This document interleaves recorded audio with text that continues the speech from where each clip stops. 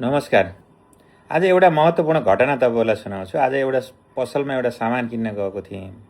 त्यो सामान किन्न गएको बेलामा त्यहाँको चाहिँ विक्रेताले के भन्नुभयो भने यसको रेट कति होला भनेर मैले सोधेको। यसको रेट त चाहिँ तपाईँको 37,000 हो भन्नुभयो। अनि होइन होला त्यत्रो त भनेको उहाँले। होइन, यसको एमआरपी हेर्नुहोस् न, एमआरपी हेर्नुहोस्, ल एमआरपी हेर्नुहोस्, 37,800 कति छ। तपाईँलाई त 800 मैले अझ कम भनिरहेको छु।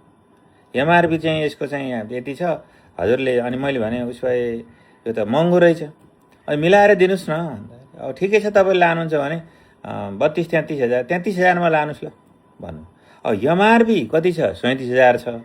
800 रुपियाँ मैले अझ कम भनिरहेको छु भन्दै हुनुहुन्थ्यो। अनि त्यसपछि फेरि उहाँलाई मैले यसो कुरा गरेको, होइन ल 33,000मा लैजानुहोस् न हजुरले, हजुरलाई म मिलाएँ। अब उसो भए यो एमआरपी के हो? मैले त्यो सामान चाहिँ किनेर आइनँ क्या। मलाई एकदमै त्यो एमआरपी भन्ने जुन शब्द आयो नि, त्यसले मलाई चाहिँ एकदमै क्लिक गर्यो क्या। अनि त्यसपछि म घर आएर त्यसको बारेमा हेरेँ, सोचेँ, विचार गरेँ, त्यसको कानुनी व्यवस्था के रहेछ भने यसो हेरेको, यो एमआरपी भनेको चाहिँ म्याक्सिमम रिटेल प्राइस भन्दो रहेछ, यसको अधिकतम खुद्रा मूल्य भन्दो रहेछ।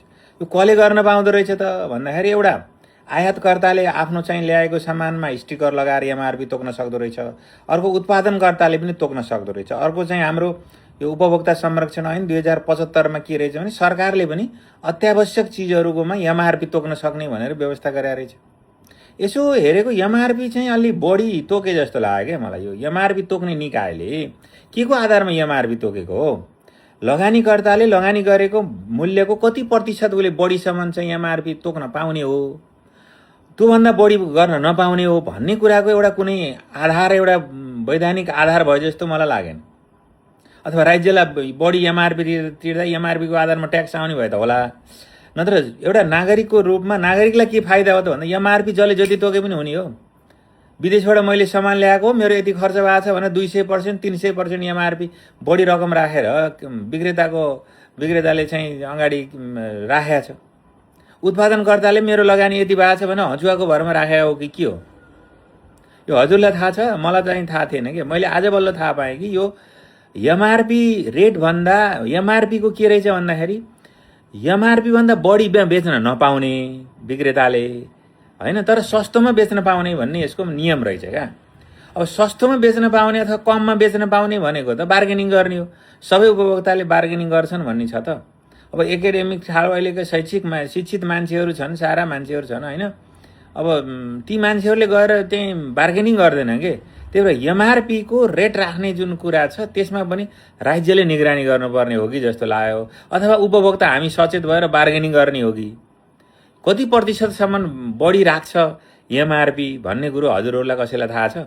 मैले यसो हेर्छु, औषधिको हेऱ्यो भने पनि कसैले 15% छुट दिन्छ, कसैले 10% दिन्छ, कुनैले 25% दिन्छ, कसैले त 35% पनि छुट दिन्छ।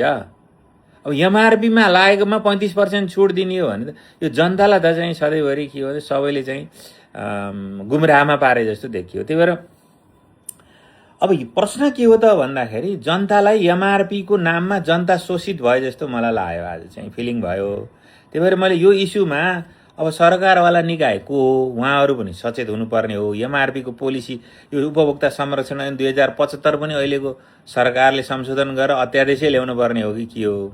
जनताको हितमा चाहिँ कहीँ पनि केही पनि चिज चाहिँ होइन। ठिक छ, उपभोक्ताले पनि, उत्पादनकर्ताले पाउनुपर्छ, आयात गर्नेले पनि पाउनुपर्छ, तर एउटा लिमिटेसन, मान्छेलाई चाहिँ कसैलाई भयङ्करै धनी बनाइदिने, कसैलाई चाहिँ एकदमै शोषण गरेको गरे उठ्नै नसक्ने गराउने, यस्तो खालको चाहिँ एमआरपी हो भने त्यो एमआरपीलाई हटाउनुपर्छ अब जस्तो लाग्यो मलाई। एमआरपीलाई कि व्यवस्थित गर्नु पर्यो, होइन भने एमआरपीको नाममा अचाक्लै मूल्य टाँस गर्ने जुन प्रवृत्ति छ त्यो प्रवृत्तिको अन्त्य हुन पर्ने हो कि अथवा हामी उपभोक्ता सचेत हुनुपर्ने हो भन्ने प्रश्न मलाई चाहिँ उठेर यहाँहरू समक्ष राखेको हो।